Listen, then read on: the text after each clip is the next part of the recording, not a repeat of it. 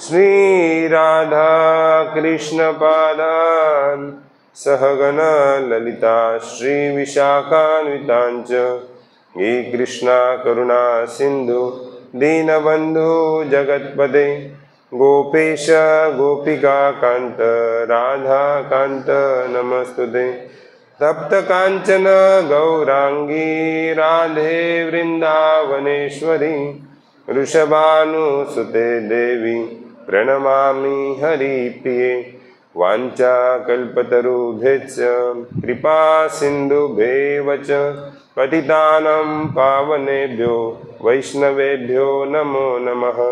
नमः ॐ विष्णुपादाय कृष्णप्रेष्ठाय भूतले श्रीमते भक्तिवेदांत स्वामी इति नामिने। नमस्ते सरस्वती देवे गौरवाणी प्रचारिणे निर्विशेष शून्यवादी पाश्चात्यदेशतारिणे। जय श्री कृष्ण चैतन्य प्रभु नित्यानंद श्री अद्वैत गदाधर श्रीवासादि गौरभक्तवृंद। हरे कृष्णा कृष्णा कृष्णा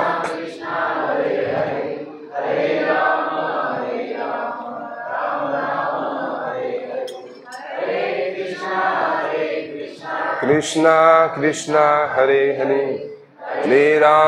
हरे राम राम राम हरे हरे। हे कृष्णा कृष्णा कृष्णा हरे हरे हरे राम राम राम हरे हरे।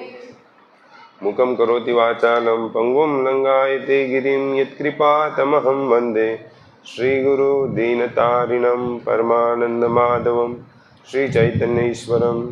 हरे कृष्णा सर्व भक्तांना विनंती आहे सर्वांनी पुढे येऊन जा। कालांतराने जे आहेत सगळे भक्त जे आहेत ते येतील। तर आजच्या या कार्यक्रमामध्ये संडे फीस्ट प्रोग्राममध्ये आपल्या सर्वांचं स्वागत आहे। तर आज फार विशेष सेलिब्रेशन जे आहे ते आज आपण करणार आहोत।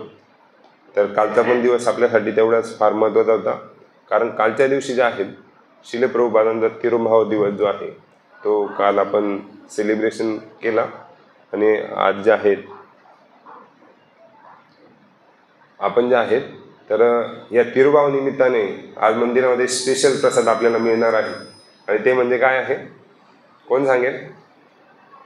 स्पेशल प्रसाद जो आहे तो आज आपल्याला मिळणार आहे तो म्हणजे कचोरी। तर आज आपण चर्चा करणार आहोत श्रीमद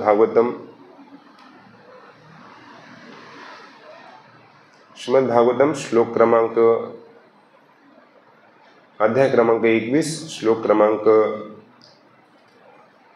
18।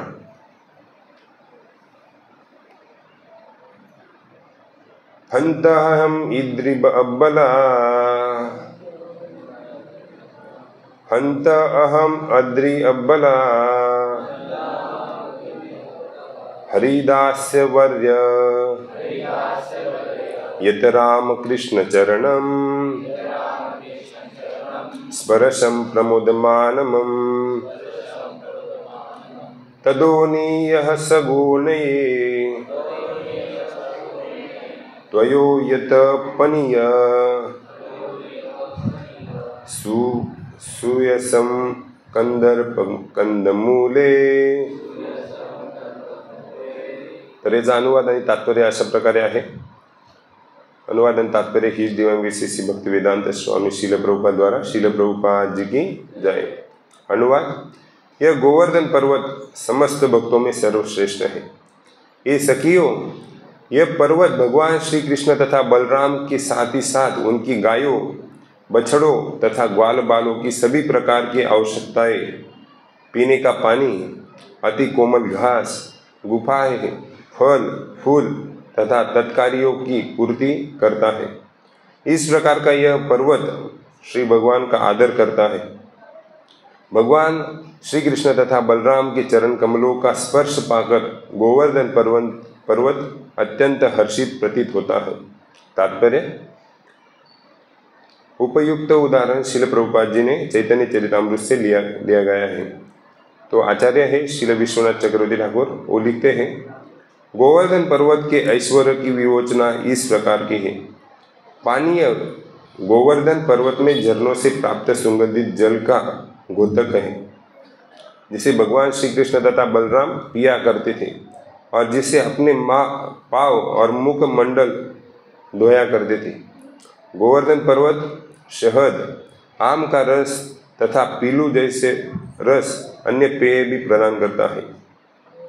सूर्यवश दुर्वा अर्थात घास को बतलाता है, जिससे अर्घ्य की धार्मिक भेंट दी जाती है। गोवर्धन पर्वत में ऐसे घास भी होते हैं जो सुगंधित, कोमल तथा गायों की वृद्धि में उनमें दूध बढ़ाने हेतु लाभप्रद है।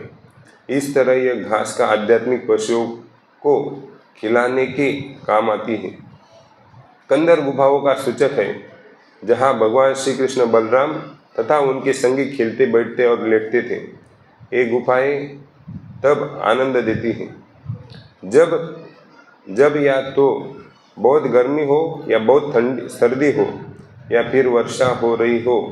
गोवर्धन पर्वत में खाने के कोमल कंद, शरीर सजाने के लिए रत्न, बैठने के लिए समतल स्थान तथा चिकने पत्थर, चमकीले जल तथा अन्य प्रकृति वस्तुओं के रूप में दर्पण तथा दीपक प्रदान करता है।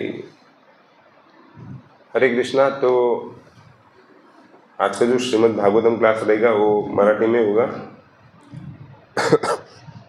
तर आजचा जो विषय आहे आपला, तर आजच्या लेक्चरमध्ये आपण बघणार आहोत की सर्वात महत्त्वाचा आपला विषय असेल की गिरिराज गोवर्धन जे आहे त्यांचं महत्त्व किती आहे आध्यात्मिक जगतामध्ये।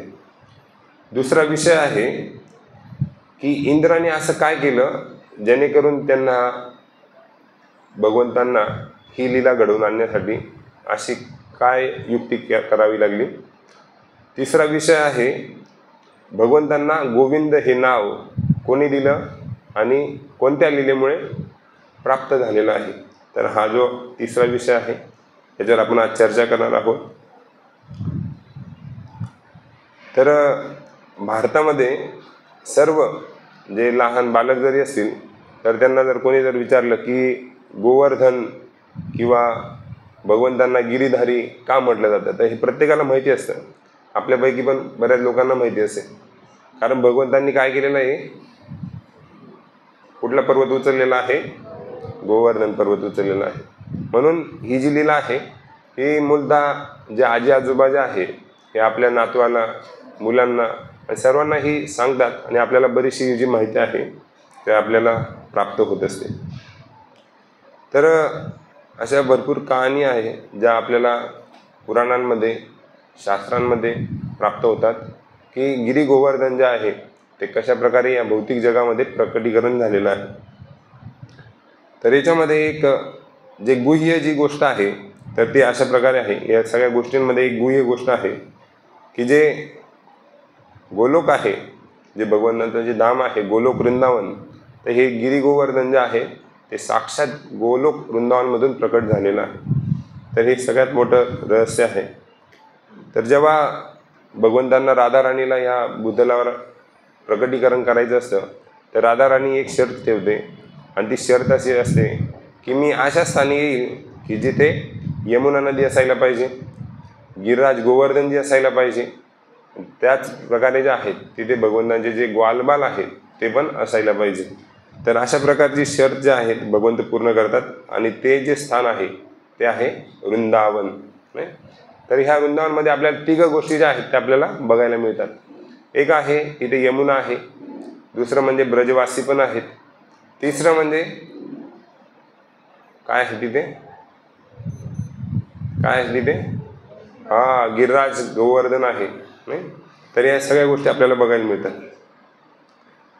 तर आता आपण जो हा श्लोक म्हटलेला आहे श्रीमद् भागवतममध्ये, श्लोक स्कंद क्रमांक 10, अध्याय क्रमांक 21 आणि श्लोक क्रमांक 18। तर श्रीमती राधाराणी आणि त्यांच्या ज्या सखी आहेत, गोपी आहेत, त्याच्यामध्ये राधाराणी या गोवर्धनचं महत्त्व सांगते की हा गोवर्धन हा साधारण पर्वत नाही आहे। आपण जेव्हा वृंदावनमध्ये जातो तर आपल्याला काय वाटतं, अरे धुळ्यातली माती आणि गोवर्धनची माती सेम आहे नाही. तर दोन प्रकारचे चक्षु आहे. एक आहे चर्मचक्षु, जे आपण भौतिक गोष्टी ज्या भौतिक इंद्रियांनी बघू शकतो, आणि दुसरा आहे आध्यात्मिक चक्षु, त्याला ज्ञान चक्षु म्हटलं जातं. जे कधी समजतं आपल्याला, आपण जेव्हा आचार्यांनी दिलेले जे ग्रंथ आहे ते जेव्हा आपण वाचतो किंवा आचार्यांकडून आपण जेव्हा श्रवण करतो, त्यावेळेस आपल्याला हे ज्ञानचक्षु जे आहेत तेव्हा ते आपल्याला प्राप्त होत असतात. तर याच्यामध्ये या श्लोकामध्ये स्वतः राधाराणी ज्या आहेत गोवर्धनजींना हरिदास वर्य असं म्हटलेलं आहे. तर इथे हरिदास वर्य अनेक भक्तांना संबोधलेलं आहे श्रीमद भागवतमध्ये हरिदास या नावाने, परंतु हरिदास वर्य हे फक्त श्रीमद भागवतमध्ये गोवर्धनजींना संबोधित करण्यात येत आहे. तर इथे श्रीमद भागवतमध्ये युधिष्ठिर महाराज यांना पण हरिदास म्हटलेलं आहे, कारण यांचं जे चरित्र आहे युधिष्ठिर महाराजांचं, तर हे एवढं पावन आहे की स्वतः भगवंत जे आहेत एक साधारण मनुष्याच्या रूपाने युधिष्ठिर महाराजांच्या घरी सेवा साधारण मनुष्यासारखी सेवा करतायत. तर इथे सगळ्या गोपी विचार करताय की ठीक आहे, युधिष्ठिर महाराजांना हरिदास म्हटलेलं आहे, गोवर्धनजींना हरिदास वर्य म्हटलेलं आहे, आणि त्याच प्रकारे अजून कोणी आहे का ज्यांना हरिदास म्हटलेलं आहे. तर पुढे जे शुकदेव गोस्वामी आहेत ते वर्णन करतात की हो, अजून एक नाव आहे, आणि ते कोण आहे? उद्धवजी. तर सर्वांना ही लीला माहिती असेल. उद्धवजी जे आहेत, भगवान श्रीकृष्ण जे आहेत ते द्वारकेमध्ये असतात, आणि उद्धवजींना जे आहेत म्हणजे इकडे सगळ्या गोपी ज्या आहेत वृंदावनमध्ये, या सगळ्या गोपी भगवंतांच्या विरहामध्ये ज्या आहेत विरहामध्ये आहेत, आणि आपल्या अश्रूंच्या ज्या आहेत त्या नद्या वाहत आहेत. अशा प्रकारचं वर्णन हे श्रीमद भागवतमध्ये वर्णन आहे. अशा प्रकारचा विरह जो आहे हा गोपींचा आहे भगवंतांच्या विरहामध्ये. तर इथे उद्धवजी जेव्हा जातात, भगवान श्रीकृष्ण पाठवतात त्यांना की तुम्ही जा, आणि तिथे त्यांना सांत्वना द्या की काय होणार आहे की भगवंत जे आहेत ते स्वतः येणार आहेत. कुठे? वृंदावनमध्ये. ज्या प्रकारच्या लीला झालेल्या आहेत तर तिथे स्वतः भगवंत हे येणार आहेत. तर जेव्हा उद्धवजी जातात, परंतु जेव्हा तिकडे जाऊन बघतात की अरे वृंदावनमधलं जे कृष्ण प्रेम आहे, ज्या प्रकारच्या भगवंतांच्या भक्तांची जी भक्ती आहे किंवा जी सेवा करण्याचा जो मूड आहे, ते जेव्हा बघतात तर उद्धवजी जे आहेत बऱ्याचशा गोष्टी ज्या आहेत ते स्वतः शिकून घेतात. आणि शिकल्यानंतर जे आहेत तर यांना पण जे आहेत उद्धवजींना पण म्हटलेलं आहे हरिदास. तर इथे शुकदेव गोस्वामी सांगतायत की पहिले कोण होते?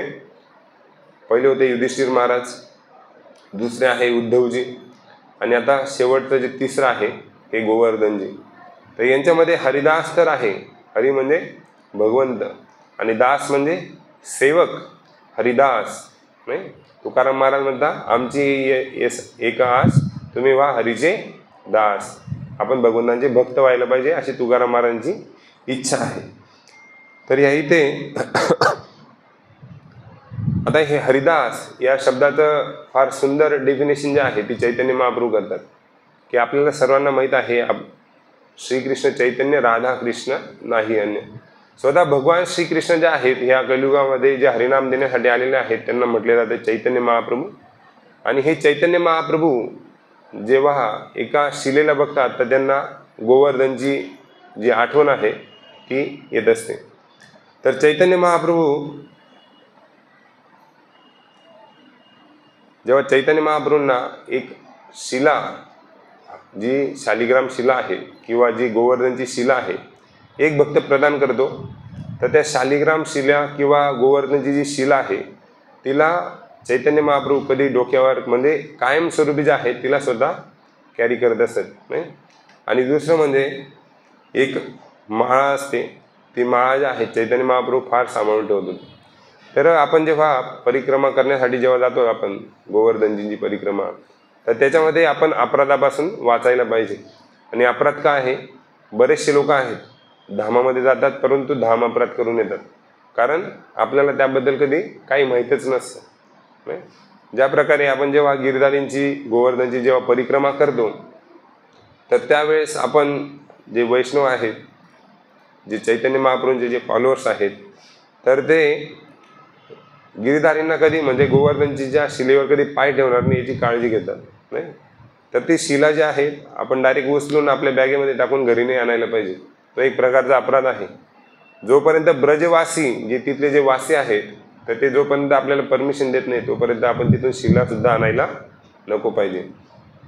तर ह्या गोवर्धन परिक्रमा करण्याच्या वेळेस आपण ही काळजी जी आहे ती घ्यायला पाहिजे.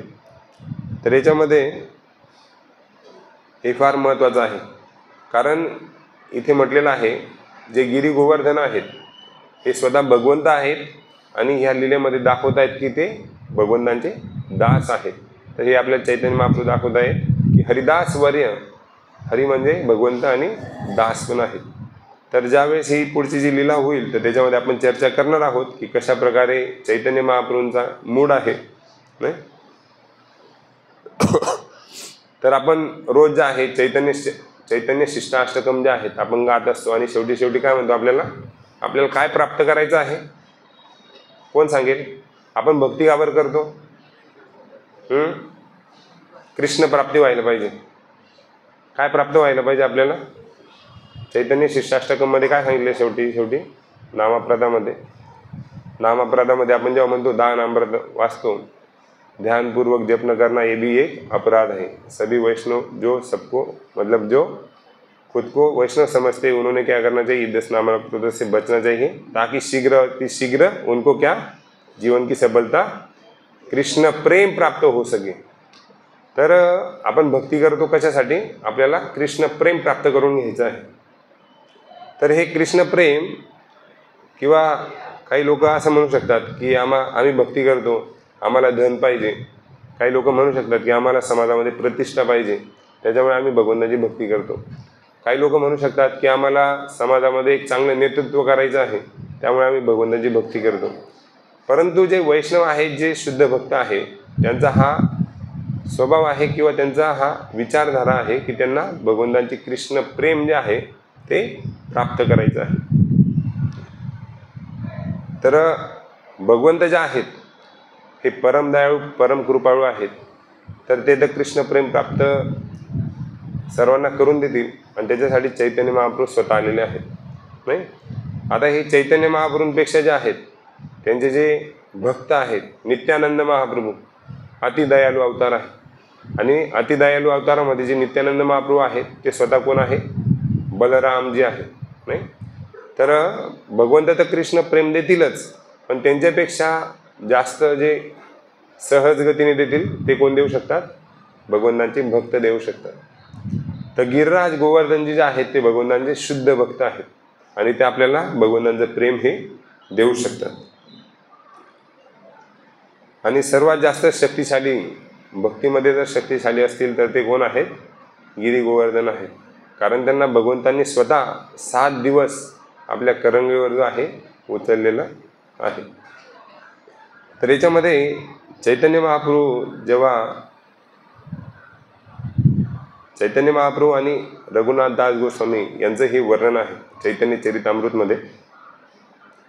तर एक भक्त असतो, चैतन्य महाप्रभू जेव्हा पूर्ण दक्षिण भारत यात्रा करतात तर त्यावेळेस एक भक्त जो आहे चैतन्य महाप्रभूंना एक जी गोवर्धनची जी शिला आहे ती प्रदान करतो आणि त्याच्याबरोबर एक माळा असते, त्याला गुंजमाळा म्हटलं जातं.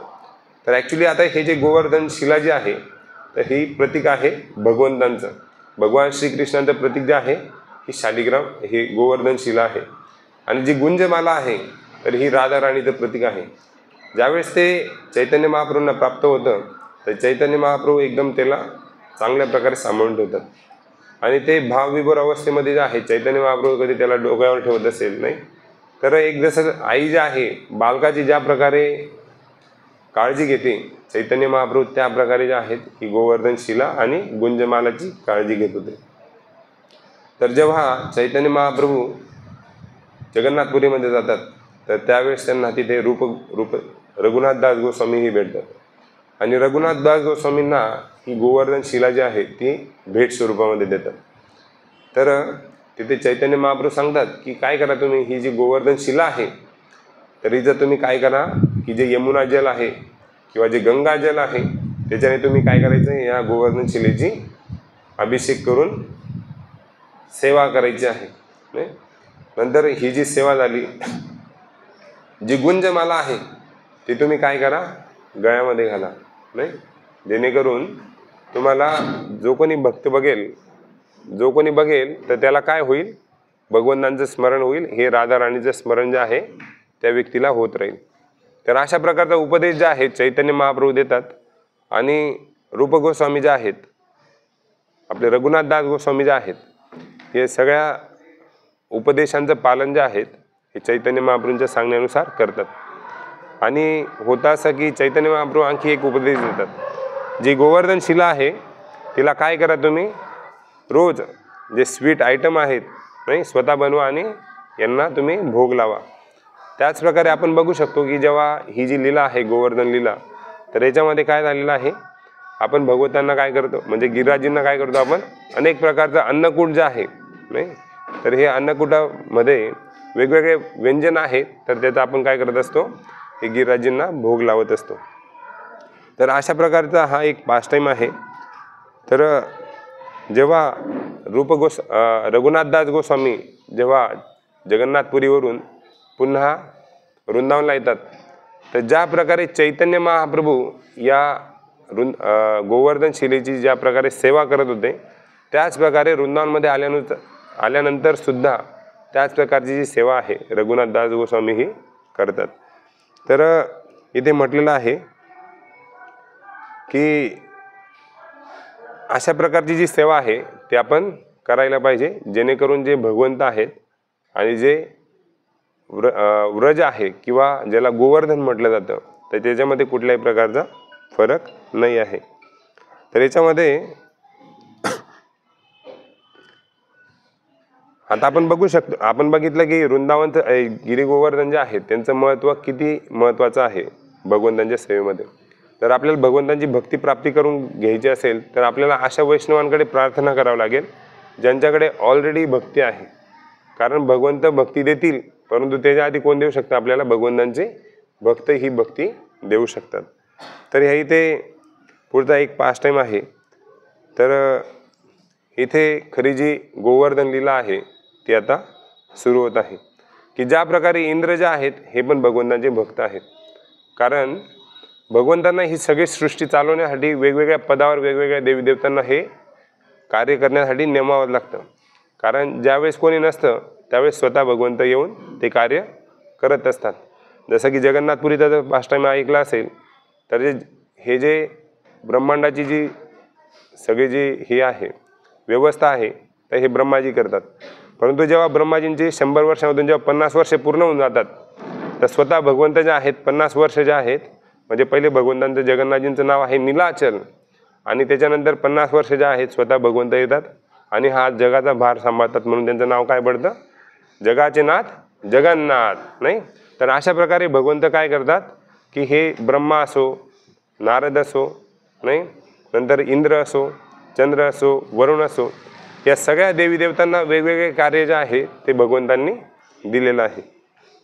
आणि याचा एक मागचा काय दृष्टिकोन काय आहे की जेणेकरून हे जे सगळे कार्य जे आहेत ते व्यवस्थितरित्या चालतील. कारण भगवंत भगवद्गीतेमध्ये स्पष्ट सांगत आहेत, ममेवांशो जीवलोके जीवभूत सनातन मनषष्टानि इंद्रियानि प्रकृतिस्थानी कर्षति. तर आता गेल्या 4 दिवसापूर्वी जे आहेत लक्ष्मीपूजनच्या दिवशी जे माझे आमदार होते चाळीसगावचे, तर त्या दिवशी त्यांनी शरीर सोडलं. तर आम्ही 2-3 जण जे आहेत या विषयावर चर्चा करत होतो की त्यांनी चाळीसगावसाठी भरपूर चांगलं कार्य जे आहे ते करून गेले. तर आपण आता काय करत आहोत, फक्त चर्चा करत आहोत. कारण हे मृत्यू लोक आहे, प्रत्येकाला काय होणार आहे, मृत्यू हा येणारच आहे. तर जे देवी देवता स्वर्गामध्ये आहेत, वेगवेगळ्या लोकांमध्ये आहेत, इवन ब्रह्मा लोकामध्ये जे ब्रह्माजी आहेत त्यांचा पण एक जो वेळ आहे ती येत असते. जसं एखादा व्यक्ती आपल्या परिवारामधून जेव्हा चालला जातो, आपण काय करतो त्याविषयी चर्चा करतो. त्याचप्रकारे जेव्हा स्वर्गामधून एका देवी देवतांचं किंवा गंधर्व असो, नाही, जेव्हा त्यांच्या गळ्यातली जी पुष्पमाळा असते त्याच्या पाकळ्या जशा जशा कमी होत जातील आणि समजेल की आता फक्त यांच्या गळ्यामध्ये फक्त आता एकच फुल उरलेलं आहे, समजून घ्यायचं की त्यांचे दिवस फार कमी आहेत आणि त्या लोकांमधून त्यांना काय होईल, आता ह्या मृत्यू लोकांमध्ये पुन्हा यावं लागेल. तर अशा प्रकारे प्रत्येकाचा एक अंत आहे. तर इथे भगवंत सांगतायत की हे सगळे कोण आहेत, माझे अंश आहेत. त्याच्यामध्ये ब्रह्माजी आहेत, इंद्र आहे, वरुण आहे, चंद्र आहे, सगळे आहेत नाही. तर इंद्रांना सेवा दिलेली आहे की काय, की पूर्ण पृथ्वीला तुम्ही काय करायचं, पाण्याचा वर्षाव जो आहे तो कोणी करायचा, इंद्रदेवाने करायचा. तर या इथे इंद्रदेव आहे जे सर्व प्रकारची जी जल आहे तर ते सर्वांना प्रदान करत असतात. तर होतं असं की फार सुंदर जी लीला आहे ही श्रीमद भागवतमध्ये शुकदेव गोस्वामी परीक्षित महाराजांना वर्णन करतायत. आता परीक्षित महाराज जे पांडवांचे वंशज आहेत नाही, आणि हे पांडवांचे वंशज, हरे कृष्ण,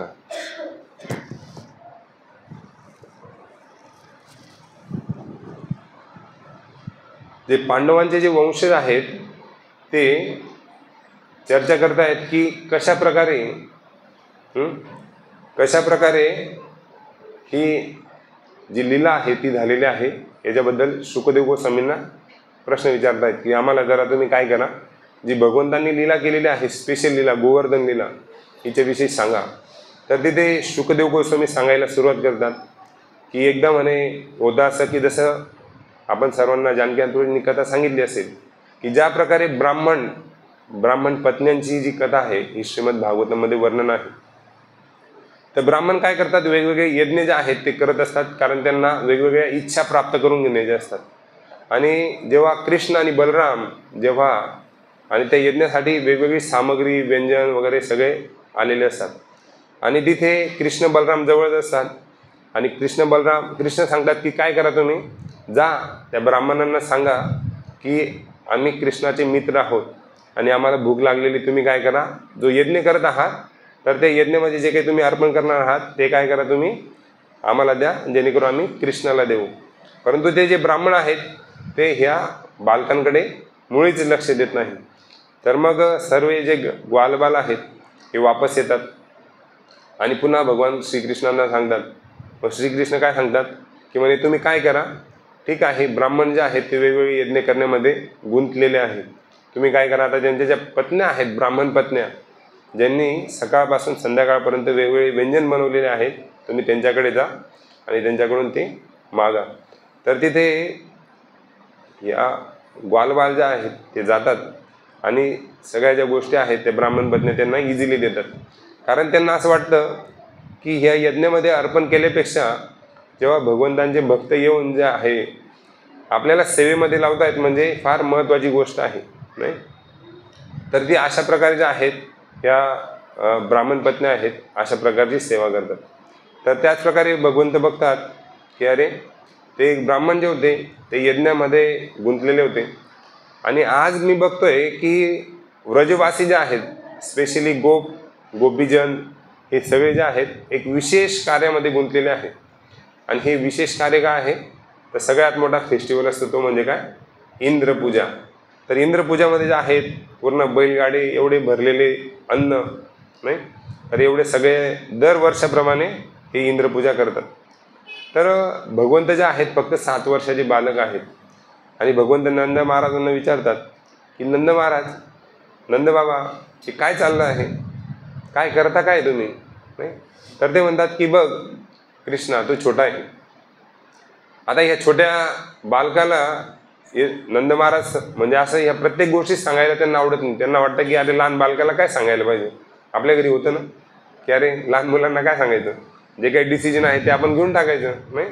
परंतु तिथे भगवंत युक्तिवाद करतात नंद महाराजांचे की नंद महाराजांना म्हणतात ते की बघा म्हणे भगवंता, नाही बघा बाबा की जे शत्रू असतात ना त्यांच्यापासून काही गोष्टी लपवायच्या असतात, परंतु म्हणे जो सगळ्यांचा हृदय चिंतक आहे नाही, जो सगळ्यांचा मित्र आहे त्याच्यासोबत आपल्याला काही जास्त गोष्टी ह्या लपवायच्या नसायला पाहिजे. म्हणजे तुम्ही काय करताय, ते म्हणता आम्ही इंद्रपूजा करणार आहोत.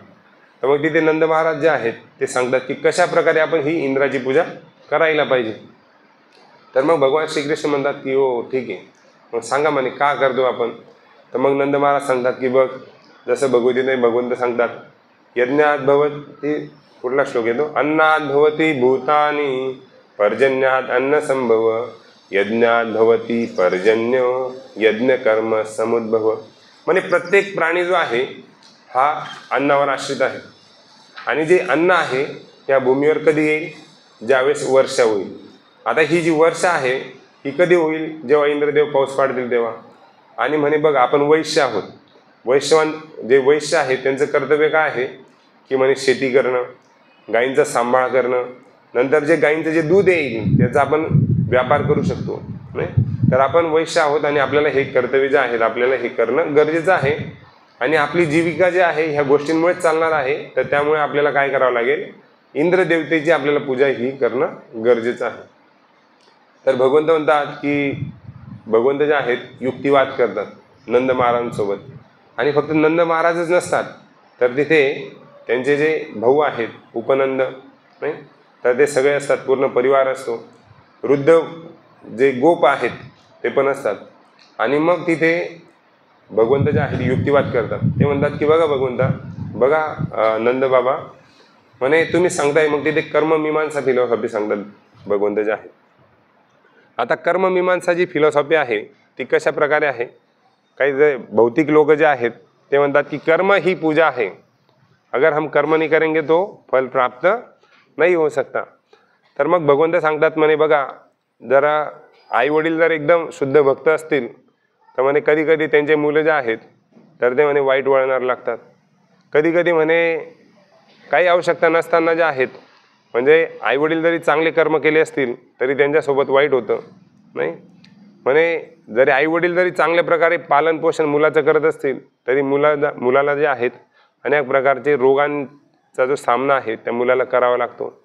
तर भगवंत सांगतायत की जे ही सगळ्या ज्या गोष्टी आहेत हे ॲक्च्युली आपल्या कर्मानुसार हे होत असतात. की जसं की आपण आता जे कर्म करत आहोत त्यानुसार आपल्याला काय होणार आहे, पुढचा जन्म प्राप्त होणार आहे.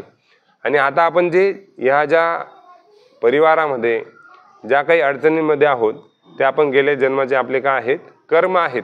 आणि त्याच्यामुळे काय होतं आपल्याला, आपण ही कर्मांची शृंखला जी आहे ती आपली चाललेली आहे. तर इथे भगवंत वेगवेगळ्या प्रकारचे जे उपदेश आहेत हे सगळ्यांना सांगतायत. आणि जेव्हा भगवंत सांगतात तर ते नंद महाराज जे आहेत ते मान्य करतात की हो. ते म्हणतात की कृष्णा, तू जे आहे ते बरोबर सांगत आहे की म्हणे आपण ज्या प्रकारे कर्म करू त्या प्रकारे आपल्याला पुढचा जो जन्म आहे तो भेटणार आहे. कोणाला धन भेटेल, कोणाला रूपवान भेटतील, नाही. पुढचा जो जन्म आहे आपला तो धनी परिवारामध्ये असेल, कोणी सुंदर दिसेल, कोणी जे आहेत एकदम सुशिक्षित परिवारामध्ये जन्माला येईल. अशा प्रकारे जे नंद महाराज जे आहेत हे कृष्ण जे सांगतात त्याचं पालन करतात. आणि मग हे सगळं झाल्यानंतर जे आहेत तिथे भगवंत सांगतात की म्हणे काय करा, की म्हणे आता जे मी सांगतोय ते काम करा, म्हणे इंद्राची पूजा बंद करा. म्हणे आता नंद महाराजांना एवढं सगळं कर्ममीमांसा फिलॉसॉफी सांगितल्यानंतर नंद महाराज म्हणतात ठीक आहे, बघ कृष्ण आपण काय करू, ठीक आहे तुझी इच्छा आहे ना, काय करायला पाहिजे, आपण गोवर्धनची पूजा करायला पाहिजे ना, ठीक आहे आपण गोवर्धनची पण पूजा करू आणि आपण काय करू त्यासोबत इंद्राची पण पूजा करू. कारण भगवद्गीतेमध्ये भगवंत सांगतात की ज्या लोकांना इंद्रतृप्ती करून घेण्याची इच्छा आहे किंवा ज्यांना भौतिक लाभ प्राप्त करायचे आहेत ते काय करतात, देवी देवतांची उपासना करतात. परंतु भगवंत सांगतात की नंद बाबा तुम्ही माझं ऐका, की ही जी विधी आहे जे आपण प्राप्त करणार आहोत जे देवी देवतांकडून, ही क्षणभंगूर आहे. क्षणभंगूर म्हणजे मृत्यूच्या वेळी हे सगळं हरण होणार आहे. आणि हे तुम्ही समजा, आणि तुम्ही काय करा, हे गिरिराज गोवर्धनींना तुम्ही काय करा, हे सगळं अर्पण करा. तर मग हे सगळं ऐकल्यानंतर महाराज नंद बाबा म्हणतात की ठीक आहे आपण गोवर्धनची पूजा करणार आणि इंद्रपूजा बंद करणार. तर इथे भगवंत आपल्याला सांगतायत की जो व्यक्ती, म्हणजे याच्यामध्ये वेगवेगळे वेदांमध्ये वेगवेगळ्या शास्त्रांमध्ये कोट आहे, जो कोणी व्यक्ती भगवंतांची भक्ती करतो, कृष्ण भक्ती करतो, त्याला बाकी देवी देवतांची पूजा आराधना करण्याची आवश्यकता नाही आहे. कारण हे इथे स्वतः इंद्र जे आहेत हे भगवंतांचे भक्त आहेत, नाही. ब्रह्माजी भगवंतांचे भक्त आहेत. नंतर शिवजी, जर तुम्ही वृंदावनमध्ये गेलात तर कमीत कमी 4 ठिकाणी 4 मंदिरं जे आहेत ते चक्रेश्वर महादेव आहेत, गोपेश्वर महादेव आहेत.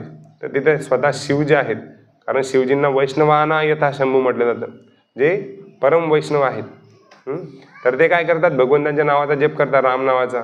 आणि ज्या भगवान श्रीकृष्णांनी जेवढ्या काही लीला केलेल्या आहेत त्याच्यावर काय करतात, ते स्मरण करत असतात. म्हणून त्यांना वैष्णवाना यथा शंभू असं म्हटलं जातं. तर या इथे असे सगळे जे उपदेश आहेत तर हे नंद महाराजांना दिल्यानंतर तर तिथे नंद महाराजांना काय करतात, भगवंत सांगतात की म्हणे मी सर्वेश्वर आहे. म्हणजे जसं मी सांगतोय म्हणून मी सर्वेश्वर आहे असं इथे भगवंत सांगतायत की म्हणे मी जे सांगतोय ती पूर्व दिशा आहे. तुम्ही काय करा, आता तुम्ही गोवर्धनजींना हे सगळं अर्पण करा. तर ह्या इथे सगळे जे ग्वालबाल आहेत, गोपीजन आहेत, हे काय करतात, आता जे इंद्रपूजेसाठी सगळं साहित्य आणलेलं आहे तर म्हणे तिथे जे ब्राह्मण असतात, आता हे ब्राह्मण जे आहेत मग तिथे ते ब्राह्मण म्हणतात की म्हणे आम्ही कधी पहाड याची पूजा केलेली नाही. कारण गोवर्धन काय आहे, एक पर्वत आहे, नाही एक पहाड आहे.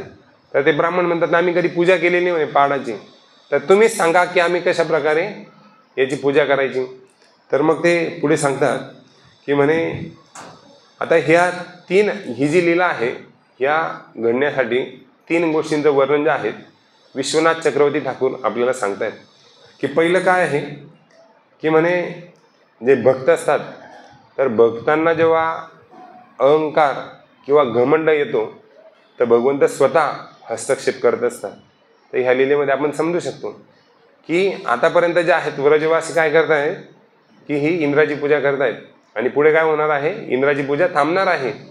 आणि इंद्राची पूजा थांबल्यानंतर इंद्र जे आहेत हे भगवंताचे भक्त आहेत, परंतु ते भगवंतांना पण पुढे जे आहेत वेगवेगळ्या शब्दांची आलोचना करतायत. आणि तर इथे भगवंत काय करतात, आपल्या भक्तांचा जो अहंकार आहे तो नष्ट करण्यासाठी एक तर स्वतः येतात, नाहीतर कोणत्या तरी भक्ताला निमित्त बनवतात.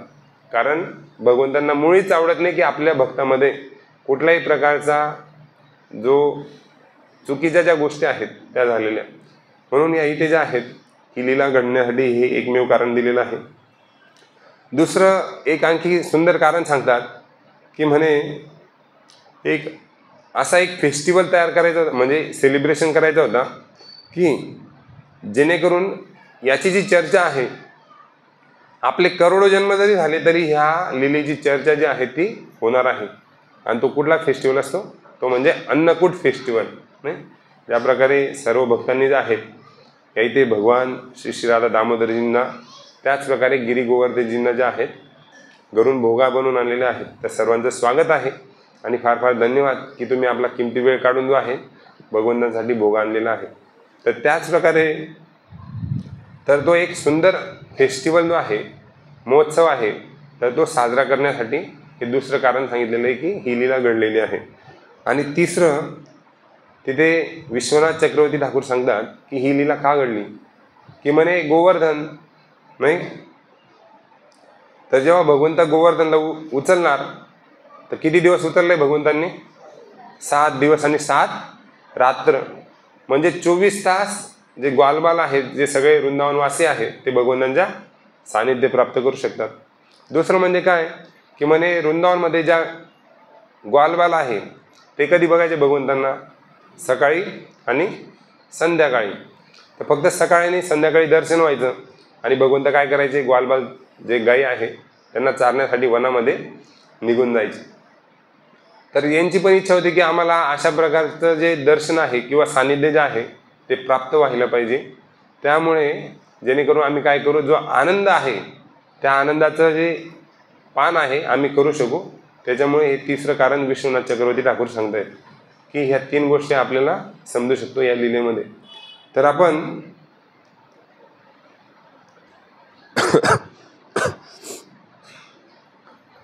तर ह्या इथे फार सुंदर या 3 गोष्टी सांगितलेल्या आहेत. आणि आता ही जी लीला आहे ही घडत आहे. तर भगवंतांनी सांगितलं की म्हणे गोवर्धन पूजेसाठी वेगवेगळे अन्न जे आहेत ते घेऊन या. तर म्हणे ठीक आहे, आता ह्या इंद्रपूजेसाठी म्हणे जे व्रजवासी आहेत त्यांनी काय केलेलं आहे, वेगवेगळे प्रकारचे अन्नधान्य आहेत जे शेतामध्ये निघलेलं असेल ते सगळं धान्य नंतर गायींपासून बनलेलं दूध, दही, तूप, लोणी, माखन हे सगळं आणलेलं आहे. आणि भगवंत काय सांगतात की म्हणे, भगवंत म्हणतात की म्हणे आता हे जे तुम्ही यज्ञामध्ये टाकणार होते ना, याला काय करा तुम्ही आता म्हणे, ह्याच्यापासून दही, दूध, लोणी, तूप याच्यापासून काय करा तुम्ही, व्हरायटीमध्ये काय करा तुम्ही, याचे एकदम स्वादिष्ट अन्नपदार्थ बनवा. नाही, आणि म्हणे काय काय बनवा त्याच्यापासून. तर इथे आता ज्या भक्तांनी जे आणलेलं असेल ते आपण बघू शकतो की भगवंत काय काय आपल्याकडून अपेक्षा करत आहेत. की म्हणे काय बनवा, भात बनवा, वरण बनवा, हलवा बनवा, भजी बनवा, नाही, पुऱ्या, पोहे, कचोऱ्या, असं भगवंत सांगतायत की जे तुम्ही अन्नधान्य होतं त्याच्यापासून हे सगळे स्वादिष्ट आयटम जे आहे ते बनवा. आणि काय करा, एक अन्नकूट फेस्टिवल तयार करा, सेलिब्रेशन करा. तर म्हणे दुधापासून काय काय बनवा, म्हणे बासुंदी बनवा, ताक बनवा, कढी बनवा, म्हणे स्वीट जे दही आहे ते बनवा, स्वीट राईस बनवा. नाही, तर अशा प्रकारे तुम्ही गायींपासून जे अन्नपदार्थ आहे त्याच्यापासून एक चविष्ट आणि सुंदर प्रकारे तुम्ही काय करा, हे अन्नपदार्थ बनवा. तर मग भगवंत सांगतायत की म्हणे आता सर्वजण जे आहेत हे सगळ्यांनी बनवून आणलेलं आहे. आणि असं नाही की त्याला 100 ग्रॅम दही घेतलं, नाही, 100 ग्रॅम पेढे घेतले, एवढं आणलं का व्रजवासियांनी? नाही, प्रत्येकाने एक एक गाडे भरून आणलेले आहे. नाही, आता हा जो अन्नकूट फेस्टिवल आहे, आपण फक्त विचार करू शकतो की एक एक व्रजवासी एक एक गाडं भरून आणतोय, म्हणजे विचार करा किती मोठा असेल. आणि भगवंत बघा की भगवंत सांगता, पत्रम पुष्पम फलम तोयम यो मे भक्त्या प्रयचिती तदहम भक्ती पत्नम अश्नामी प्रयतात्मना. तर भगवंत सांगतायत की जो कोणी मला पान, फूल, फळ, पाणी अर्पण करेल मी ते काय करतो, स्वीकार करतो. परंतु त्याच्या 2 शब्द जे आहेत ते फार महत्त्वाचे आहेत. कुठले शब्द आहे? भक्त्या. तर हा शब्द फार महत्त्वाचा आहे. तर भक्त्या हा शब्द फार महत्त्वाचा आहे. आणि त्याच्यामुळे आपल्याला काय करावं लागेल की भगवंतांना जर समजायचं असेल तर आपल्याला सगळ्यात आधी भगवंतांची भक्ती कशी करायची, तर ते आपण कधी समजू शकतो, भक्तांच्या संघामध्ये येऊन आपण ते समजू शकतो. म्हणून भगवंत काय करत आहेत, सगळ्या प्रकारची डिमांड जी आहे ती करत आहेत. आणि भगवंत असं नाही म्हटले की भगवद्गीतेमध्ये तुम्ही मला अंडे द्या, तुम्ही मला मांस द्या, तुम्ही मला कांदा लसूण द्या, असं म्हटले की भगवंत? नाही म्हटले. की भगवंतांना माहीत आहे जे सत्वगुणामध्ये आहेत त्याच गोष्टींची मागणी ज्या आहेत भगवंतांनी केलेली आहे. तर त्याच प्रकारे सगळे व्रजवासी आनंदाने आपल्या कॅपॅसिटीनुसार जे आहेत ते सगळं अन्नपदार्थ आणतायत. आणि हे अन्नपदार्थ आणल्यानंतर जे आता ब्राह्मण होते ते सांगत होते की आम्ही कधी म्हणे पहाडाची पूजा केलेली नाही. त्या ब्राह्मणांना भगवंत जे आहेत वेगवेगळे मंत्र देत आहेत. ते सांगतात की म्हणे गोवर्धनची पूजा कशी करायची मी ते सांगतो, ते तुम्ही ऐका आणि ते मंत्राचं काय करा, तुम्ही उच्चारण करा. आणि अशा प्रकारे जे आहे तर हे सगळं आणल्यानंतर आता बघा भगवंत आहे ते भगवंत एका वेळेस इथे पण राहू शकता, एका वेळेस भगवंताच्या धामामध्ये बी राहू शकता, आणि भगवंत जे आहेत एका वेळेस कुठेच राहू शकत नाही. तर त्याच प्रकारे भगवंत जे आहेत नंदबाबा आणि सगळे जे व्रजवासी आहेत त्यांच्यासमोर 7 वर्षाचे बालक म्हणून उपस्थित आहेत. आणि जो गिरिराज गोवर्धन आहे तर तेच भगवान श्रीकृष्ण जे आहेत एक मोठं, आता जेवढं त्यांनी अन्नकूटसाठी जेवढं अन्न आणलेलं होतं तर ते ग्रहण करण्यासाठी काय करतात भगवंत, एक विशाल रूप घेतात ते सगळं घेण्यासाठी. आणि काय म्हणतात ते, आता हे सगळं सुरुवात करतायत भगवंत की म्हणे काय, सगळे व्रजवासी बघतायत की अरे आता गोवर्धनजी जे आहेत ते आता काय करतात, खायला सुरुवात करतायत. आणि मग तिथे सगळं जे आहे ते संपायला लागतं. आणि जेव्हा संपायला लागतं भगवंत म्हणता आणि ओर, काय म्हणता भगवंत, आणि ओर म्हणजे काय, अजून घेऊन या, तुमच्याकडे किती ते अजून घेऊन या. आणि भगवंत काय करतात, ते गाडीच्या गाडी जे आहेत ते संपवतात. आणि मग शेवटी जे व्रजवासी आहेत त्यांना चिंता होते, अरे जे गोवर्धन आहे ते एवढं सगळं घेऊन घेतील, मग आपल्यासाठी प्रसाद काय उरेल. आता भगवान श्रीकृष्ण जे आहेत ही गोवर्धनना अर्पित करण्याच्या आधी नंदबाबांना एक उपदेश दिला होता. म्हणे जेव्हा तुम्ही गोवर्धनना जो भोग लावणार ना तर त्याचं काय करायचं, तुम्ही जे चांडाळ आहेत, जे कुत्र्याचं मांस खाल्लेलं आहे ज्यांनी, नाही, किंवा जे कर्मकांडे आहेत त्या लोकांना म्हणे हा जो महाप्रसाद आहे याचं वितरण करा. नाही, जसं की याच्यामध्ये सांगितलेलं आहे की प्रत्येक व्यक्तीच्या ते गुणानुसार आहेत, जातीनुसार. म्हणजे काय, जसं की हा या जन्मामध्ये ह्या परिवारामध्ये जन्माला आला म्हणून तो त्या जातीचा, असं कधी नाही होत. नाही, भगवंत इथे सांगतायत गुणकर्म विभाग असं. तर भगवंत सांगतात की ब्राह्मण पण आहेत, क्षत्रिय आहे, वैश्य आहे, शूद्र आहे, आणि याच्या खालची आणखी एक योनी आहे, त्याला म्हटलेलं आहे चांडाळ. चांडाळ म्हणजे ज्याने आतापर्यंत कुत्र्याचं मांस खाल्लेलं आहे. कारण कुत्रा काय करतो, मांस भक्षण करतो. आणि ज्या व्यक्तीने ज्या कुत्र्याने मांस खाल्लेले त्याचं मांस भक्षण केलं, अशा व्यक्तीला चांडाळ म्हटलं जातं. आणि इथे भगवान श्रीकृष्ण सांगतायत नंदबाबांना की म्हणे जो महाप्रसाद असेल ना, तो ह्या लोकांमध्ये वितरण करा, जेणेकरून त्यांना काय होईल, जे कृष्ण प्रेम आहे ते प्राप्त होईल. आणि अशा प्रकारची ही लीला ज्या आहेत पुढे जाते. आता हे सगळे लोक जे आहेत ब्रजवासी सगळे आनंदी आहेत. सगळ्यांनी जे आहेत आणायला सुरुवात केली, इकडे संपायला सुरुवात झाली. परंतु सगळे आता चिंतेत पडले की काय, अरे भगवंतांनी सांगितलं प्रसाद वाटा, पण काय होतंय, सगळं संपतंय, मग आता करायचं काय. तर मग शेवटी आहे जे तुलसी दल आहे तर ते गोवर्धनजींना चढवलं जातं. आणि मग गोवर्धनजी जे आहेत म्हणजे स्वतः भगवंत आहेत, तर ते ढेकर देतात आणि म्हणतात की बस मी आता काय झालो आहोत, संतुष्ट झालेलो आहे, आता काही आवश्यकता नाही. तर या इथे काय आहे, जेव्हा आपण भगवंतांना भोग लावतो तर त्याच्यामध्ये तुलसी दल हे फार महत्त्वाचं आहे. नाही, तुलसी दल म्हणजे तुलसीचं जे पान आहे ते ठेवणं फार गरजेचं आहे, तेव्हा भगवंत त्याचा स्वीकार करतात. त्याच्यानंतर काय आहे की जसं आता घंटी वाजते, तर ज्यावेळेस आपण भगवंतांना भोग लावतो त्यावेळेस घंटी पण आणि प्रार्थना पण तेवढ्याच गरजेच्या आहेत. तर ह्या इथे सगळे लोक जे आहेत ब्रजवासी सगळे आनंदाने काय करतात, भगवंतांना खुश करतायत आणि सगळे जे आहेत आपली यथाशक्ती सेवा करतायत. पण आता एक व्यक्ती नाराज आहे. कोण आहे तो? इंद्रदेव. नाही, सगळे लोक आनंदी आहेत, सगळे भक्त आनंदी आहेत, पण एक व्यक्ती दुःखी आहे. त्याला वाटतं आहे 10 वर्षापासून तुम्ही मला घरी बोलवत होते, चांगला पाहुणचार करत होते, माझी पूजा करत होते, आणि आज काय झालं, तुम्ही डायरेक्ट चक्क अपमान. नाही, माझा अपमान, आणि मी कसा सहन करू. मग तिथे इंद्रदेवांना काय होतो, क्रोध येतो.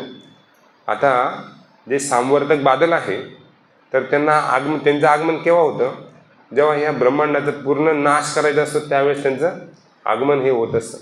परंतु होतं काय, आता इंद्रदेव हे भ्रमित होता.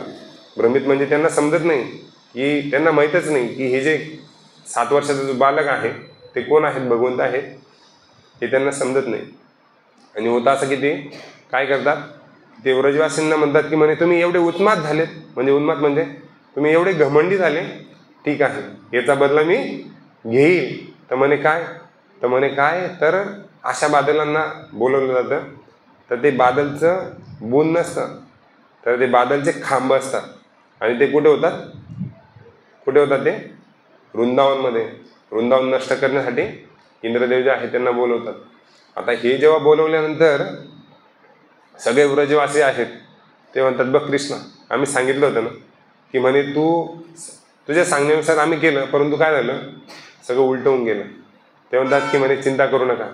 नाही, म्हणे मला माहिती आहे हे कारण कोणाचं आहे, म्हणे नाही का, सर्व कारण कोण आहे म्हणे एक व्यक्ती दुःखी ना, तो म्हणजे इंद्रदेवता. म्हणे मी बघून घेईल त्याला. म्हणे कशा प्रकारे. मग भगवंत काय करतात की आपला जो करंगळी आहे, डाव्या हाताची करंगळी, याच्यावर गोवर्धन उचलतात. आता हा जो गोवर्धन आहे आता सध्याला 22 मीटरचा आहे. 22 किती,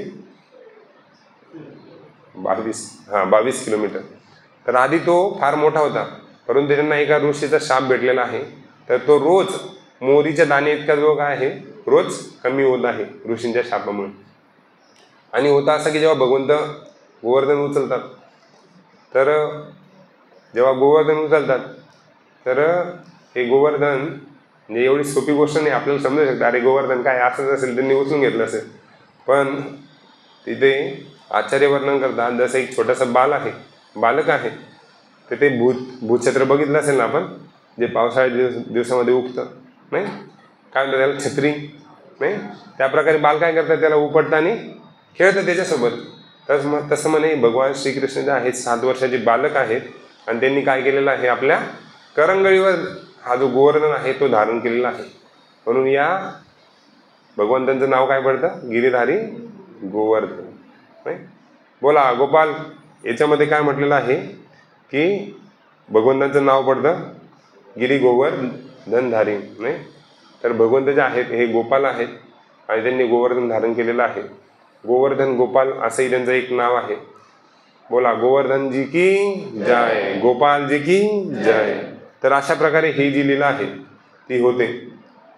परंतु आपण बघू शकतो की जशा प्रकारे इंद्र हे एवढे महान भक्त आहेत, तर कधी कधी भक्तांच्या संघामध्ये आपल्या मनाप्रमाणे सेवा नाही झाली तर आपण काय होतो, इंद्रासारखे आपले काय होते, बुद्धी भ्रमित होते. आणि ज्या संघामध्ये आपण कृष्ण प्रेम प्राप्त करण्यासाठी येतो तिथे आपण काय करू शकतो, उत्पात करू शकतो, नाही. मग ती कम्युनिटी असो, पारिवारिक जीवन असो, मग या सगळ्या समस्या ज्या आहेत त्या आपल्याला उद्भवत असतात.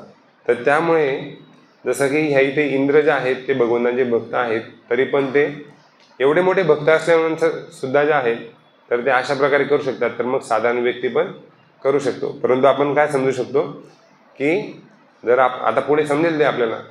आता हे कधी समजतं त्यांना, हे सगळं भगवान श्रीकृष्णांनी काय केलेलं आहे, गोवर्धन उचललेलं आहे. आणि गोवर्धन उचलल्यानंतर इकडे पूर्ण प्रयत्न करतो इंद्रदेवता. सांवर्धक बादलांना सांगतात की म्हणजे जा सगळं वृंदावन नष्ट करून टाका, एक सुद्धा व्यक्ती वाचायला नको म्हणे, नाही. आणि जेव्हा हे सांवर्धक बादल जे आहेत ते बघतात की काही होत नाही वृंदावनचं कारण भगवंतांनी म्हणे गोवर्धन उचललेलं आहे, कोणालाच काही होत नाही. आता तिथे आचार्य वर्णन करतात की म्हणजे जे गोवर्धन आहे हा एक पाड आहे, त्या पाडमध्ये काही प्राणी पक्षी राहत असतील की नाही, का असा खाली होता तो पाड, नाही.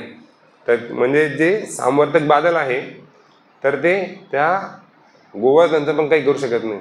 का नाही करू शकत, तर म्हणे भगवंतांनी त्याला काय लावलेली, खालून काय लावलेली, करंगळी लावलेली आहे. आणि भगवान श्रीकृष्णांचं जे चक्र आहे, काय नाव त्याचं, सुदर्शन चक्र, तर भगवंत त्याला फिरवतात. म्हणे एक थेंब पाण्याचा त्या गोवर्धनवर पडत नाही. आणि ते सगळे जे सांवर्धक बादल जे आहेत त्या सगळ्यांना जे सुकवून टाकतात. कोण सुकवतं, सुदर्शन चक्र. आणि अशा प्रकारे जे आहेत भगवंत जे आहेत बघतात की जे वृंदावनवासी जे माझ्यावर एवढे प्रेम करणारे, प्रगाढ प्रेम करणारे भक्त आहेत, त्यांच्या जीवनात जेव्हा समस्या येतात तर भगवंत जे आहेत स्वतःहून एवढी सगळी लीला करण्यासाठी या इथे आलेले आहेत. तर आता इंद्र जो आहे त्याची बुद्धी भ्रमित झाली. आता तो भगवान श्रीकृष्ण काय म्हणतो, श्रीमद भागवतमध्ये शुकदेव गोस्वामी वर्णन करतात परीक्षित महाराजांना. कारण परीक्षित महाराजांनी जे श्रीमद भागवतम आहे, जसं इथे भगवंतांनी 7 दिवस 7 रात्र जे गोवर्धन उचललेलं आहे, त्याच प्रकारे परीक्षित महाराजांनी 7 दिवस 7 रात्र नाही हे श्रीमद भागवतमचं श्रवण केलेलं आहे. कारण त्यांना माहीत होतं 7व्या दिवशी काय होणार आहे, माझा मृत्यू होणार आहे. त्याच प्रकारे आपला पण 7च दिवसामध्ये मृत्यू हा होणार आहे. कधी होऊ शकतो, सोमवारपासून रविवारपर्यंत. सगळ्यांना मान्य आहे ना सगळ्यांना मान्य आहे, नाही. तर त्याच प्रकारे जे आहे शुकदेव गोस्वामींना माहीत होतं की आपला 7 दिवसामध्ये कधीही मृत्यू होऊ शकतो. म्हणून ते काय करतात, श्रीमद भागवतमचं श्रवण करतात. कोणाकडून, परीक्षित महाराजांकडून. परीक्षित महाराज आहे शुकदेव गोस्वामींकडून श्रवण करत आहे. तर म्हणे आता जो इंद्र आहे, इंद्राचा क्रोध जो आहे तो एकदम तापलेला आहे. आणि तो पुढच्या प्रकारे पुढील जे श्लोक आहे तो कोट करतो. त्या श्लोकामध्ये म्हटलेलं आहे, म्हणे हा वाचाळ मुलगा, आपण म्हणतो काय बडबड करतो रे तर भगवंतांना म्हणतो वाचाळे म्हणे हा म्हणे लहान, याला काही समजत नाही, काही पण बडबडत असतो. म्हणे याची बुद्धी ठिकाण्यावर नाही. जे वृंदावनवासी ते म्हणे त्यांना घमंड येऊन गेला. म्हणे माझी पूजा करण्याच्या ऐवजी म्हणे ते काय पाडाला खाऊ घालताय म्हणे तुम्ही, नाही का, मी काही दिसत नाही का तुम्हाला. तर अशा प्रकारे जे आहेत हे इंद्रदेवता बोलायला सुरुवात करतात. परंतु आता हे जेव्हा इंद्रदेवता बोलतात तर भगवंत म्हणतात ठीक आहे बघूया. आता ही सगळी लीला झाल्यानंतर जे आहेत तर ब्रजवासी काय करतात, कारण त्यांची भगवंतांवर श्रद्धा होती. जेव्हा गोवर्धन उचलला भगवंतांनी तर सगळ्या ब्रजवासींना सांगितलं तुम्ही काय करा, आता या गोवर्धनच्या खाली या. आपल्याला जर सांगितलं असतं तर आपण काय म्हटलं असतं, भगवंता गोवर्धन जर पडून गेला तर आम्ही तर राहणारच नाही. तर त्या प्रकारची जी श्रद्धा आहे जी ब्रजवासियांची आहे, त्या प्रकारची श्रद्धा आणि त्या प्रकारचं जे प्रेम आहे ते आपल्या भगवान श्रीकृष्णांवर असायला पाहिजे. तेवढा विश्वास आपल्या भगवंतांवर असायला पाहिजे. आणि तेवढाच विश्वास जो आहे आपल्या आचार्यांवर असायला पाहिजे. त्याच वेळेस जे आहेत आपण खरं जे कृष्ण प्रेम आहे ते आपण प्राप्त करू शकतो. तर ह्या इथे जे 7 दिवस भगवंतांनी उचलला गोवर्धन, त्याच्यामध्ये सगळे व्रजवासी आहे. ना कोणाला जांभळी आली, ना कोणाला झोप लागली, ना कोणी डुलक्या मारत होतं, ना कोणाला भूक लागली, नाही कोणालाच नाही. आपल्याला लागू शकते म्हणावं, पण त्यांना कोणाला लागले नाही. कारण ते का जे दिव्य जो आनंद आहे ते भगवंतांना प्राप्त करत होते, ते भगवंतांच्या सानिध्यामध्ये, नाही. आणि जो आता याच्यामध्ये काय आहे, भगवंतांचे वेगवेगळे मित्र आहेत. त्याच्यामध्ये आहे श्रीदामा, सुदामा, मधुमंगल. आता मधुमंगल काय आहे, कोण आहे, तो ब्राह्मण आहे, बरोबर ना. कोण ब्राह्मण कोण आहे त्याच्यामध्ये, ओके. मधुमंगल पण जो आहे जरा दष्टपुष्ट आहे, नाही. तर तो काय म्हणतो की अरे कृष्णा, तू म्हणे करंगळीवर गोवर्धन उचललेला आहे, चिंता करू नको, मी काठी आणतो, नाही का, मी खालून पकडतो, नाही का. तर म्हणे बाकीचे जे मित्र आहेत ते काय करतात, भगवंतानी म्हणत अरे कृष्णा चिंता करू नको, तू उचललाय ना, आम्ही काय करतो तुझी मसाज करून देतो, नाही. तर म्हणे यशोदा मातेला चिंता होते. यशोदा माता काय म्हणते, अरे कान्हा, अरे तू 7 दिवसापासून असा गोवर्धन पकडलेला आहे, म्हणजे तुला भूक लागली असेल, म्हणजे मी तुझ्यासाठी जरा काहीतरी आणते, दही दूध लोणी काही असेल माझ्याकडे ते, नाही. तर अशा प्रकारचे जे प्रेम आहे ते भगवंतांवर ते करतात. परंतु एक पण जो आहे तो दुःखी नाही आहे, किंवा कोणाच्या चेहऱ्यावर जे आहे ते असं दुःख जे आहे ते दिसत नाही. आणि या इथे जे आहेत भगवंत जे आहेत त्रिभंग ललित श्यामसुंदर रूप जे आहेत ते भगवंतांचं आहे. कारण त्यांनी काय केलं, गोवर्धनजींना आपल्या करंगळीवर घेतलेलं आहे. तर याच्यामध्ये आता हे जे सगळे ग्वालबाल आहे, तर भगवंतांकडे गायी पण होत्या. किती गायी होत्या, 9 लाख गायी होत्या. आता गायी असतील म्हणजे बछडे पण असतील, आता बछडे असतील म्हणजे बैल पण असतील त्याच्यामध्ये. आता हे सगळे जे आहेत हे भगवंतांकडे एक स्मित हास्य रूपाने जे आहेत भगवंतांकडून आनंद प्राप्त करत आहेत. आणि असं नाही की भगवंतांनी गोवर्धन उचललाय 7 दिवसांनी थकले असतील म्हणून भगवंतांना घाम आलेला असेल, भगवंत थकले असतील, असं नाही झालेलं आहे. बऱ्याच वेळेस लोक काय करतात, भगवंतांचं अनुकरण करायला लागतात. की जसं की ते म्हणतात की भगवंतांनी रासलीला केली, भगवंतांना किती 16,108 होत्या, मग आमच्या 8 का बरं नाही. ते शक्य आहे का, नाही. तर जे अभक्त आहे, तर ह्या सगळ्या लीला ऐकून त्यांच्या हृदयामध्ये जे आहेत, जे अभक्त आहेत त्यांच्या हृदयामध्ये भगवंतांप्रती द्वेष निर्माण होतो, नाही. आणि जे भक्त आहेत त्यांच्याप्रती भगवंतांप्रती काय होतं, प्रेम निर्माण होतं. तर हे फार गरजेचं आहे. म्हणजे भगवंताच्या अनंत लीला आहेत, आणि त्या आपण अनंत लीला अनंत कालापासून जे आहेत, जे भगवंतांचे जे भक्त आहेत, तर त्याच्यामध्ये अनंत देव म्हणजे जे स्वतः बलराम जे आहेत, अनंत शेष हे जे आहेत अनंत काळापासून त्याचं वर्णन करत आहेत. परंतु ह्या लीला ज्यावेळेस जितके वेळेस आपण ऐकू त्यावेळेस आपल्याला काय होईल, तेवढा आनंद हा प्राप्त होऊ शकतो. तर याच्यामध्ये जेव्हा गिरिधार जेव्हा भगवंतांनी हे उचललेलं आहे, आणि आता इंद्राला समजून जातं, की इंद्राला समजतं की आपल्याने आता काय झालेलं आहे, मोठी चूक झालेली आहे. मग आता काय करायचं ते म्हणे भगवंतांना गाईलाही प्रिय आहे. त्याच्यामध्ये सगळ्यात स्पेशल गाय म्हणजे कोणती गाय आहे, सुरभी गाय आहे. आता इंद्र काय करतात की म्हणे जावं माफी मागावी, पण कशी मागावी, कारण म्हणे आपण एवढा मोठा कांड केला, नाही. कांड म्हणजे असं साधा सुद्धा नाही का, की आपण म्हणे डायरेक्ट भगवंताचं जे धाम आहे त्याला नष्ट करायला निघालो होतो म्हणे, नाही. तर मग त्यांना लाज वाटते इंद्रदेवाला, आणि मग ते काय करतात, म्हणे सुरभी गायीकडे जातात. आता सुरभी गायीकडे जेव्हा जातात तर सुरभी गाय जे आहेत ते वेगवेगळे श्लोक जे आहेत ते कोट करते. तर त्याच्यामध्ये सुरभी गाय सांगतात की भगवंता म्हणे कृष्ण कृष्ण. आता याच्यामध्ये 2 वेळेस कृष्ण म्हटलेलं आहे. जेव्हा एका व्यक्तीला फक्त एकदा म्हणेल अरे इकडे नाही यशोमती, एकदा म्हटलं, पण जेव्हा यशोमती तर काय त्याचं काय होईल, लक्ष जे आहे ते लवकर केंद्रित होईल. तर जी सुरभी गाय आहे ॲक्च्युली भगवंताचा आहे, हा जो क्रोध आहे तो विसरून गेले होते, नाही. क्रोध विसरून गेले होते, परंतु कारण भगवंतांनी 7 दिवस गेलेत ना, तर त्याच्यामध्ये इंद्राने जो अपराध केला होता त्याच्याबद्दल भगवंत विसरून गेले होते. परंतु होतं असं की जेव्हा सुरभी गाय भगवंतांकडे येते, आणि मग सुरभी गाय सांगते की भगवंता म्हणे हा जो थोड्या वेळासाठी जो इंद्र बनलेला आहे तो हा तर तुमचा अंशच आहे, नाही. आणि म्हणे तुम्ही तर परमपिता आहेत. तर म्हणे जर एखाद्या बालकाने जर चुकी झाली तर म्हणे पिता लवकर माफ करून देतो. त्याच प्रकारे माफ करून द्या म्हणे यांना म्हणे, नाही का. तर भगवंत सांगतात की भगवंत पण 2 शब्द जे आहेत इंद्राला ऐकवतात. ते म्हणतात की अरे इंद्रा, तू माझा भक्त आहे, तू माझा दास आहे, तू माझा सेवक आहे, हे विसरून गेला तू. आणि त्याच्यामुळे काय केलं तू, भक्तांप्रती अपराध केला, नाही. तर हे मी कदापि शक्य मला सहन होणार नाही. तर म्हणे मी तुझ्याकडून अपेक्षा कशी काय करू शकतो. तर मग ते भगवंतांना म्हणतात की मला माफ करा, माझ्याने फार मोठी चुकी झाली. तर मग तिथे जे आहेत आचार्य वर्णन करतात की जी सुरभी गाय आहे तिच्या दुधापासून आणि गंगाजल जे आहेत त्यांचा एक हत्ती आहे इंद्राचा. कुठला, ऐरावत, नाही. त्या ऐरावत हत्तीला सोबत आणलं जातं आणि भगवंतांचं जे आहे त्या सुरभी गायीच्या दुधापासून तुपापासून अभिषेक होतो आणि मग जे आहेत भगवंत जे आहेत त्याला माफ करतात. आता जी पहिली लीला आहे ब्रह्मविमोचन लीला, तिथे ब्रह्माजी आले होते आणि त्यांनी काय केलं होतं, भगवंतांचे ग्वालवाल चोरून घेऊन गेले होते. आणि ही जी लीला आहे ही 1 वर्ष ही कोणालाच माहिती झाली नाही. परंतु दुसरी ही लीला झाली इंद्राने केली, नाही. याने तर पूर्ण धाम नष्ट करायला निघालं होतं. परंतु इथे जे आहे भगवंत सहज माफ करून देतात आणि थोडं बोलतात पण लवकर माफ करून देतात. तर इथे आचार्य सांगतात की भगवंतांना कोण प्रिय आहे, कुठली लीला भगवंतांना प्रिय आहे. तर जेव्हा ब्रह्माजींनी जेव्हा ग्वालबाल चोरले होते तर त्यांना जेव्हा समजतं तर ते काय गातात की वेगवेगळी भगवंतांची स्तुती करायला लागतं. त्याला काय म्हटलं जातं, ब्रह्मसंहिता हा जो ग्रंथ आहे तो त्यावेळेस निर्माण झालेला आहे.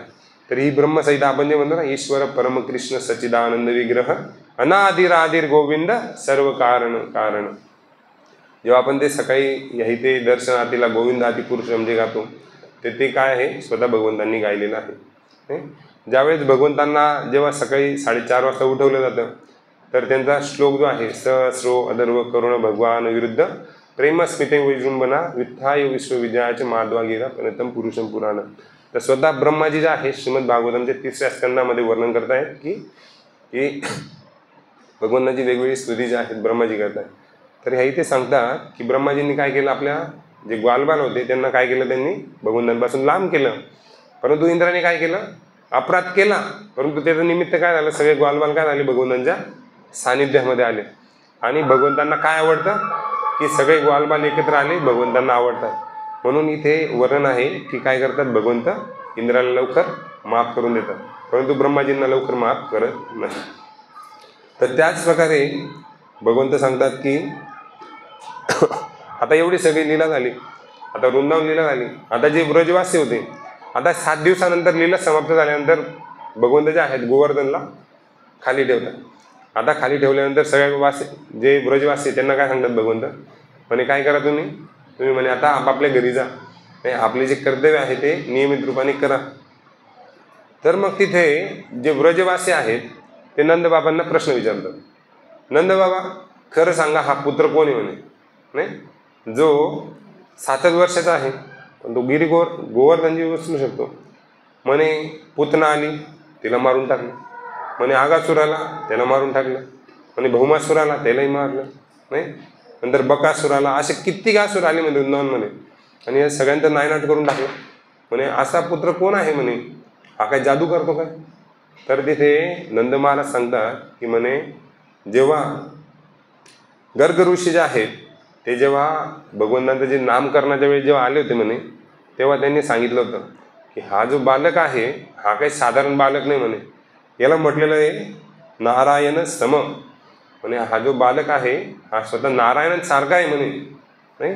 तर हा काही साधारण बालक नाही. तर तिथे ब्रजवासी विचार करतात की कृष्णा खरंच म्हणे तू इतका अद्भुत आहे आणि जे आम्हाला 7 दिवसामध्ये जे प्राप्त झालेलं आहे ते फक्त इंद्राच्या कृपेने आम्हाला ते प्राप्त झालेलं आहे. तर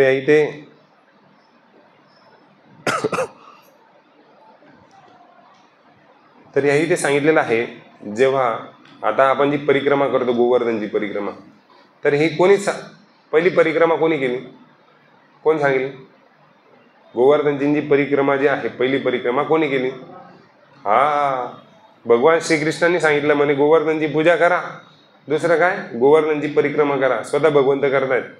म्हणजे जेव्हा गोवर्धनची जी पूजा होते त्यावेळेस स्वतः, आता ते स्वतः भगवंत आहेत, तेच गिरी गोवर्धन आहेत, ते स्वतः येऊन काय करतात, गोवर्धनजींना नमस्कार करत आहेत. तर सांगितलेलं आहे, श्रीमद भगवद्गीतेने सांगितलेलं आहे की समाजामध्ये जेव्हा वरिष्ठ लोक ज्या प्रकारे वागतील त्या प्रकारे साधारण जनता जी आहे त्या प्रकारे वागते. कुठला श्लोक आहे, कोणाला आठवतोय का? हा, यद्दताचरति श्रेष्ठ तत्तदेव तरो जना स यत् प्रमाण कुरुते लोकस्तदनुवर्तते. तर भगवंत सांगतायत की समाजामध्ये बरेचसे लोक कृष्ण भावनेमध्ये येण्याला घाबरतात. कारण काय, काही माहीत नसतं, पहिला मुद्दा म्हणजे. दुसरं म्हणजे त्यांना वाटतं की अरे इस्कॉन म्हटलं की काय, की म्हणे तिथे सगळे नियम वगैरे नाही, कांदा लसूण सोडावं लागेल. पण त्याच्या आधी जे आहेत, सगळ्यात आधी महत्त्वाचं आहे की आपण भगवंताच्या नावाला प्राधान्य द्यायला पाहिजे. सगळे यम नियम जे आहेत ते सगळे नंतरची गोष्ट आहे. तर प्रभुपाद सांगतायत की हे प्रभुपादांनी असं हे घर बांधलेलं आहे जिथे सर्व जग आनंदाने नांदू शकतं. आणि ते काय आहे ते आंतरराष्ट्रीय कृष्ण भावनामृत संघ इस्कॉन नाही. तर शिल प्रभुपादांनी जे आहे ते इस्कॉनची स्थापना केलेली आहे. तर शिल प्रभुपादांचं एकच ध्येय होतं की मी जी स्थापना केलेली आहे या संघाची, कारण जसं वेगवेगळं असोसिएशन असतं, व्यापाऱ्यांचं असोसिएशन असेल, जसं पाठीमागे डॉक्टर साहेब बसलेले आहेत त्यांचं पण डॉक्टरांचं एक असोसिएशन असतं नाही, किंवा जे इथे प्रोजेक्ट बसलेले CA यांचं पण एक असोसिएशन असतं. तसंच शिल प्रभुपादांनी एक असोसिएशन बनवलेलं आहे, ते म्हणजे काय, कृष्ण भावना भाविक जे भक्त आहे त्यांचं हे असोसिएशन आहे. तर आपण ह्या इथे जी भगवंतांची जी सेवा आहे ती प्रामाणिकपणे करायला पाहिजे. आणि दुसरं म्हणजे सेवा करताना किंवा भगवंतांची स्पेशली कुठलीही सेवा असो, मग ती फुलार सेवा असो, भगवंतांसाठी कुकिंग असो, किंवा आणखी अनेक सेवा आहेत जसं की मंदिरामध्ये मॉपिंग असो, तर तिथे भगवंतांचे फक्त भगवंतांच्याच नावाची चर्चा व्हायला पाहिजे. नाहीतर अरे याच्या घरी काय झालं, त्याच्या घरी काय चाललं आहे, याचं तर उलटच आहे नाही, अपराध नाही व्हायला पाहिजे. कारण भगवंतांची सेवा म्हणजे ही डायरेक्ट साक्षात भगवंतांची सेवा असते ती नाही. तर आपण ह्या गोष्टीमधून समजू शकतो की आपण जे आहेत भक्तांच्या अपराधापासून किंवा भगवंतांबद्दल किंवा भक्तांबद्दल जो अपराध होणार आहे त्याच्यापासून आपण काय करायला पाहिजे, स्वतःला वाचवायला पाहिजे, जेणेकरून आपले जे कृष्ण प्रेम आहे ते आपण प्राप्त करू शकतो. तर शिल प्रभुपाद सांगतात की जर तुम्ही खरं माझ्यावर प्रेम करतात तर तुम्हाला काय करावं लागेल की येणाऱ्या सर्व भक्तांवर काय करावं लागेल, जेवढं माझ्यावर प्रेम करतात तेवढं प्रेम तुम्हाला या सर्वांवर करावं लागेल. तर त्याच प्रकारे आहे. तर प्रभुपादांनी जे आहेत 10 वर्षामध्ये 11 वर्षामध्ये जे आहेत 70व्या वर्षी प्रभुपाद अमेरिकेला गेले. तिथे जाऊन फक्त 40 रुपयामध्ये एवढे 108 मंदिरांची स्थापना शिल प्रभुपादांनी केलेली आहे. आणि आज पण जे लोक आहेत जे शिल प्रभुपादांनी दिलेले ग्रंथ आहेत तर त्या ग्रंथांचा प्रचार, वेगवेगळे मंदिरांची स्थापना, जे छोटे छोटे सेंटर, आणि हेच नाही, आता तर भक्तगण जे आहेत पुण्यामध्ये बघितलं आम्ही की जर 10 लोक असतील तर ते काय करतील, आपल्या घरी कार्यक्रम करतील नाही. तर हे अशा प्रकारचा जो प्रचार आहे हा शिल प्रभुपादांच्या कृपेमुळे होत आहे. म्हणून आपण शिल प्रभुपादांचे फार ऋणी असायला पाहिजे. कारण त्यांनी आपल्याला जे आहे साक्षात भगवंतांचं जे कृष्ण प्रेम आहे तर ते फक्त आपल्याला तेच प्रदान करू शकतात, बाकी कोणीही प्रदान करू शकत नाही. म्हणजे देवी देवता सुद्धा आपल्याला जे प्राप्त करू नाही देऊ शकत ते कोण करू शकतं, भगवंतांचे भक्त आपल्याला प्रदान करू देऊ शकतात. तर ते आपण समजायला पाहिजे. शिल प्रभुपादांची एक इच्छा होती की ते सांगतात की मी जे दिलेले ग्रंथ आहे ते तुम्ही काय करायला पाहिजे, वाचायला पाहिजे. बऱ्याच वेळेस भक्त काय करतात, गीता जयंती आता जसं येते डिसेंबर महिन्यामध्ये नाही, तर त्यावेळेस आपण काय करतो, हा ठीक आहे माझ्याकडे आहे भगवद्गीता, त्याच्याकडे नाही, मग मी काय करेल, त्याला भगवद्गीता गिफ्ट देईल नाही. मग त्याच्याकडे झाली तो काय करेल, ती दुसऱ्याला देईल, पण तो वाचतो का नाही. तर शिल प्रभुपाद म्हणतात की मी जे ग्रंथ लिहिलेले आहेत तर हे स्पेशली भक्तांसाठी आहे. जे स्वतःला भक्त म्हणतात ना त्यांनी काय करायला पाहिजे, या शास्त्रांचं काय करायला पाहिजे, अध्ययन करायला पाहिजे. आणि मग डिसेंबर महिन्यामध्ये जे आहेत आपण या ग्रंथांचं वितरण करायला पाहिजे, जेणेकरून जास्तीत जास्त भक्त जे आहेत भगवंतांचे ही सेवा करू शकतात. शिल प्रभुपाद जी की जय. अनंत कोटी वैष्णव भक्तवृंद की, गिरिधारी गोविंद जी की जय. निताय गौर प्रेमानंदे हरी. तर कोणाला काही प्रश्न वगैरे आहे का, तर असेल तर विचारू शकता. एक प्रश्न घेऊ, ऑलरेडी वेळ झालेला आहे. याच्यानंतर आता जे आहे इथे कीर्तन होईल.